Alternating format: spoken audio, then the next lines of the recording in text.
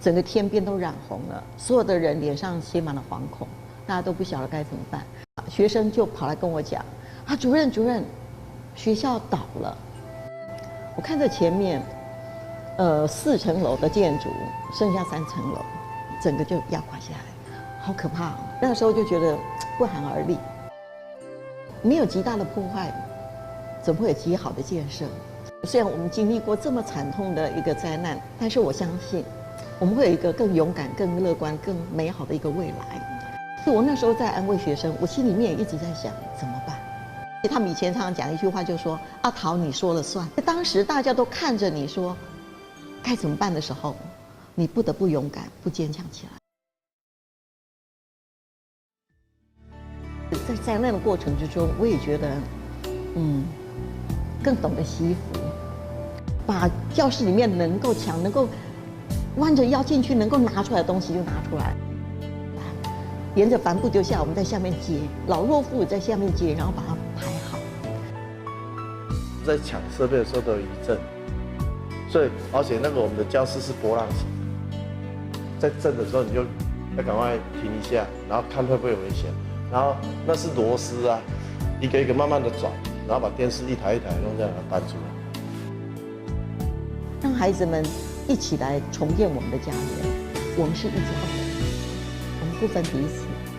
附近的民众，大家整个都是一起来投入。别叫我们灾民，请叫我们勇士。我们要展现我们勇士精神。我一直在激励孩子们，这一座山我们都能够爬过去，我们还有什么山爬不过去？这一座墙我们都可以推倒，未来还有什么墙我们推不倒？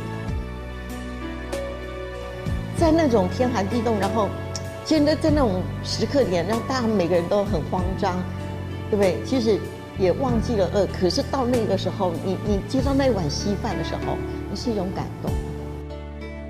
你们学校倒了，我们帮你们盖，也是慈济。当时我听了觉得不可思议，大爱的情怀，我觉得在灾难的时候出现是最难得的。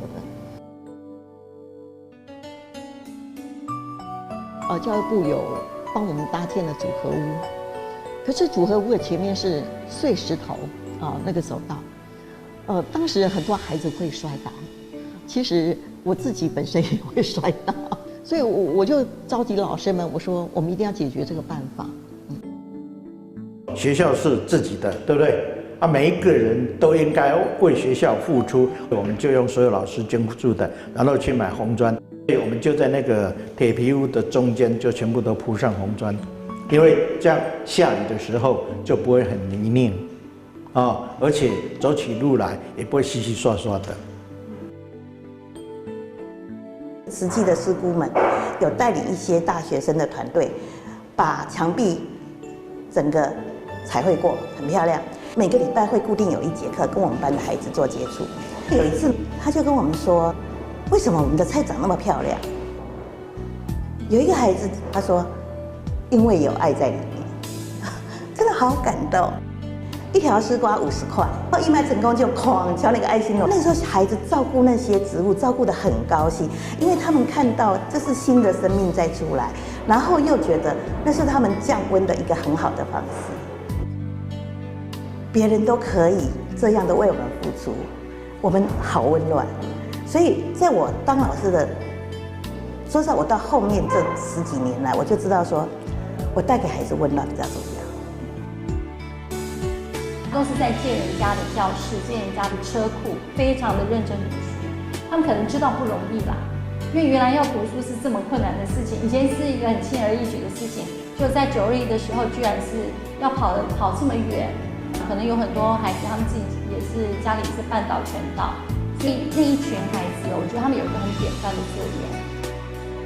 没有门，一边是空的，一个一个就一个班级挤在里面。那学生很乐观跟我讲，我们上个国文课就可以听到英文、数学、地理，因为旁边的有在上这些课程啊，他说我们上一堂课可以听好几种课程。其实那是一种在无奈之中的一种很乐观的说法。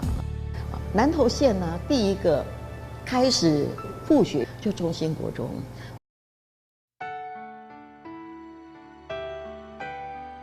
那我自己历经了这次地震之后，我觉得我比较能够去从孩子的特质来引导他发展他该走的路。他不是不想念，他不会念书。我们会鼓励他说：“哎，那你要不要去做面包看看？你要不要去电子群去试看看？活下来，你只要找到自己的目标是很好的。”这边老师我会觉得说，他们真的是很愿意牺牲，包括他们的6日，包括他们的晚上的时间，他们很愿意陪孩子一起成长。树是一个学校一个非常重要的一个精神的信仰，由绿转红，落叶，然后又迸发出新芽，那个土地涵养了他，学生也会感受到说，我在这一块校舍里面，我读书，事实上我就是这个涵养的过程。那他在哪一个点，他不断在蓄积，然后在某一点他就迸发出来他的光芒。这是我觉得他在这个环境里面可以得到的一个启发。当将来有发生大灾难的时候，所以我们这边是这附近的避难所，经过灾难的磨练大家才会有那种比较，就是可以抵抗比较不好的环境，而且会比较珍惜。我们应该要怀着感恩的心情，然后惜福的心态。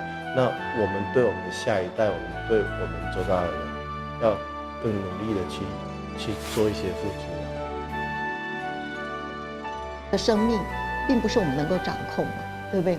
所以我们更应该要珍惜的，就是我们相处的每一分每一秒，坦然去面对它，比害怕更重要。我看着他由衰转盛，由盛，然后转而去寻找自己的意义、存在的价值。这个环境是十方大爱所营建出来的，那这是一个爱的环境，我们绝不放弃任何一个孩子，也是我们的愿景的使命。中兴国中的故事一代一代的流传下去。